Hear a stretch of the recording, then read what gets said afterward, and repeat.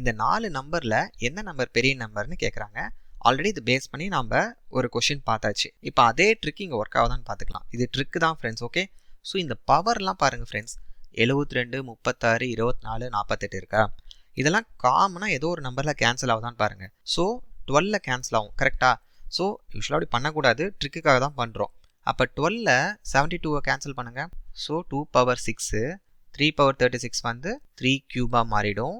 7 power 24 7 ஸ்கொயராக மாறிடும். இங்கே பாருங்கள் 5 பவர் 48 இப்போ என்ன ஆயிடுச்சு? 5 பவர் 4 ஆயிரும். இப்போ நம்ம ஈஸியாக சொல்லிடலாமா?